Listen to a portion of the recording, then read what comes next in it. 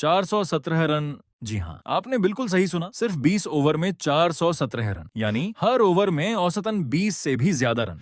और सबसे हैरान करने वाली बात, इस पारी में सिर्फ एक बल्लेबाज ने 55 गेंदों में 206 रन ठोक डाले। ऐसा लग रहा था मानो गेंदबाज गेंद नहीं बल्कि बल्लेबाजों को रन बनाने का न्योता दे रहे हों। पूरा मैदान छक्कों की आवाज से गूंज रहा था। हर ओवर में रिकॉर्ड टूट रहे थे। स्कोर बोर्ड इतनी तेजी से बदल रहा था कि उसे देखने वाले भी हैरान रह गए। एक समय तो ऐसा लगा कि क्या कोई टीम 400 रन का आंकड़ा भी पार कर सकती है। लेकिन जो हुआ उसने T20 क्रिकेट की सारी पुरानी किताबें बदल दी। इस मुकाबले में कुल 66 छक्के लगे, 3 शतक बने, एक दोहरा शतक भी आया और अंत में ऐसा रिकॉर्ड बना जिसे देखकर दुनिया भर के क्रिकेट फैंस अपनी आंखों पर यकीन नहीं कर पाए। लेकिन सवाल यह है कि आखिर इस मैच में ऐसा क्या हुआ कि T20 क्रिकेट का सबसे बड़ा स्कोर बन गया? कैसे एक बल्लेबाज ने सिर्फ 55 गेंदों में 206 रन ठोक दी? और क्यों इस मुकाबले की चर्चा पूरी दुनिया में हो रही है? आज की इस वीडियो में हम आपको शुरुआत से अंत तक इस ऐतिहासिक मुकाबले की पूरी कहानी बताएंगे। वीडियो को अंत तक जरूर देखिए, क्योंकि आगे जो आंकड़े आने वाले हैं वो शायद आपने पहले कभी नहीं सुने होंगे। इंग्लैंड में खेले गए एक क्लब T20 मुकाबले ने क्रिकेट इतिहास में नया अध्याय जोड़ दिया। आमतौर पर क्लब क्रिकेट की खबरें ज्यादा सुर्खियां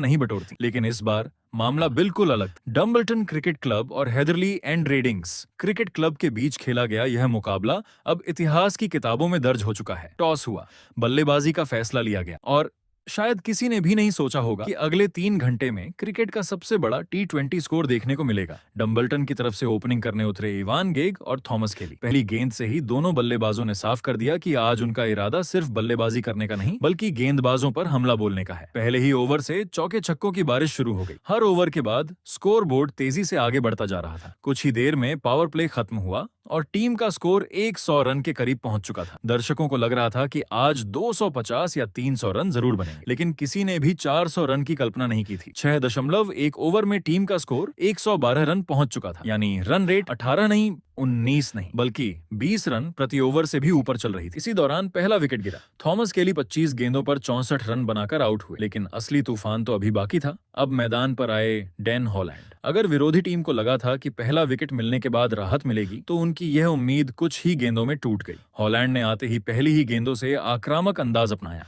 दूसरी ओर इवान गेग पहले से ही विस्फोटक बल्लेबाजी कर रहे थे। अब दोनों बल्लेबाज तो मिलकर ऐसा तूफान लेकर आए जिसे रोकना किसी भी गेंदबाज के बस की बात नहीं थी। हर ओवर में 2, 3, कभी 4 छक्के लग रहे। गेंद मैदान के बाहर जा रही थी और गेंदबाज सिर्फ उसे जाते हुए देख रहे थे और देखते ही देखते 300 रन के करीब पहुंच गया। स्टेडियम में मौजूद हर दर्शक अब सिर्फ एक सवाल पूछ रहा था, क्या आज T20 क्रिकेट में पहली बार 400 रन बनने वाले हैं? उधर इवान गेग अपने शतक के करीब पहुंच चुके थे। उन्होंने महज कुछ ही गेंदों में अपना शतक पूरा किया, लेकिन उनके इरादे सिर्फ शतक बनाने के नहीं थे। वो लगातार बड़े शॉट खेलते रहे, हर गेंद पर छक्का लगाने की कोशिश। हर ओवर में गेंदबाजों की धुनाई। पूरा मैदान सिर्फ एक ही आवाज से गूंज रहा था, छक्का, फिर छक्का और फिर एक और छक्का। अब मुकाबला सिर्फ जीत का नहीं रह गया था, अब लड़ाई इतिहास बनाने की थी और इतिहास बनने में अभी कुछ ओवर बाकी थे। पारी अब उस मोड़ पर पहुंच चुकी थी जहां हर गेंद के साथ नया इतिहास लिखा जा रहा था। एक तरफ इवान गेग थे जिनकी बल्लेबाजी देखकर ऐसा लग रहा था कि मानो उन्हें गेंद फुटबॉल जितनी बड़ी दिखाई दे रही है। दूसरी तरफ डैन हॉलैंड थे जो हर गेंदबाज की जमकर धुनाई कर रहे थे। हेदरली एंड रेडिंग्स के कप्तान ने लगभग हर गेंदबाज को आजमा लिया। किसी ने यॉर्कर डालने की कोशिश, किसी ने बाउंसर, तो किसी ने धीमी गेंदों का सहारा लिया, लेकिन नतीजा हर बार एक जैसा रहा,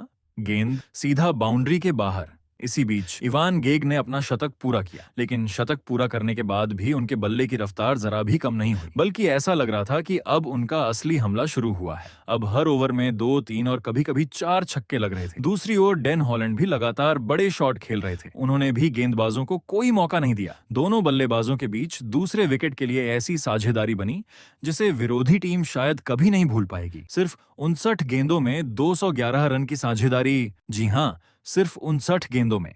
ये साझेदारी T20 क्रिकेट की सबसे विस्फोटक साझेदारियों में गिनी जाएगी। इसी दौरान डैन हॉलैंड ने भी अपना शानदार शतक पूरा कर लिया।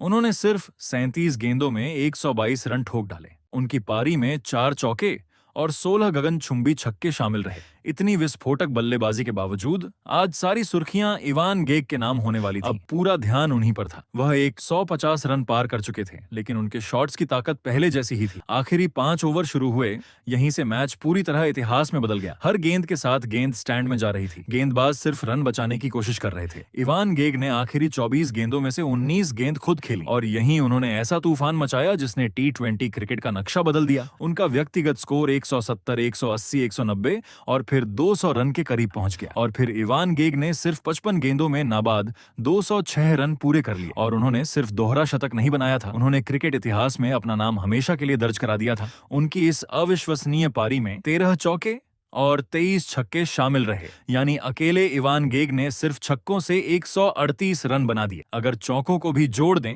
तो सिर्फ बाउंड्री से ही उन्होंने 190 रन हासिल कर लिए। यह आंकड़ा अपने आप में अविश्वसनीय था। उधर पूरी टीम का स्कोर भी लगातार बढ़ता जा रहा था। 390, 398 और फिर 400 रन। T20 क्रिकेट के इतिहास में पहली बार किसी टीम ने 400 रन का जादुई आंकड़ा पार कर लिया। लेकिन बल्लेबाज यहीं नहीं रुके। 20 ओवर पूरे हुए, स्कोरबोर्ड पर लिखा था 417 रन, सिर्फ 2 विकेट के नुकसान पर। पूरा मैदान इस ऐतिहासिक उपलब्धि का गवाह बन चुका था। डंबलटन क्रिकेट क्लब ने सिर्फ रन नहीं बनाए थे, उन्होंने T20 क्रिकेट की सीमाएं ही बदल दी थीं। 20 ओवर में टीम ने 22 चौके और 47 छक्के लगाए, यानी कुल 370 रन सिर्फ बाउंड्री से आए। यह अपने आप में एक विश्व रिकॉर्ड जैसा आंकड़ा था। विरोधी टीम के गेंदबाज पूरी तरह बेबस नजर आए। किसी के पास इस बल्लेबाजी का कोई जवाब नहीं था।